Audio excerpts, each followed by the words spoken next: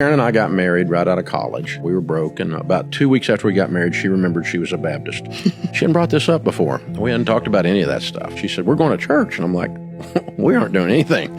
On Sunday, I drink beer and watch football." She got mad, stormed out. And of course, we're in Nashville, and there's more Baptists than people. It didn't take her long to find her tribe. And so she plugged in, and those little Baptist people were praying for her heathen husband. And one of my beer drinking buddies, there's a lot of beer in this story, but he and I were in this sales thing together, and we would go to happy hour and then go make sales calls and couldn't figure out why we couldn't make sales. So we went to this sales conference, and the big guy got up that's making $400,000 a minute or whatever the hypester stuff is. We had written down 5 things that if we knew these 5 things about the business, we'd be okay, which was wrong, of course. But what was the 5 things? If you it was just, making sales or building your hierarchy. It was a multi-level thing or whatever, all this kind of stuff. So if we could figure out this stuff, and this guy got up and he walks through basically our 5 things as his outline. It was like he had read our mail. So we already revered the guy. And then he read our mail.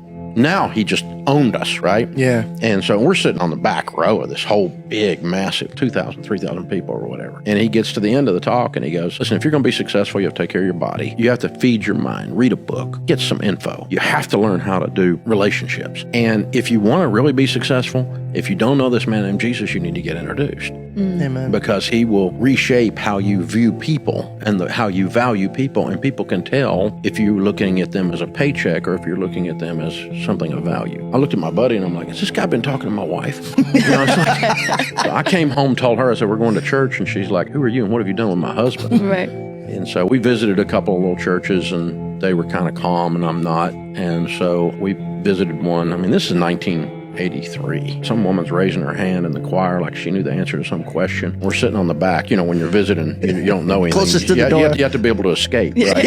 Hit the eject button. And so she's raising her hands. I told Sharon, if they get snakes out, I'm out of here.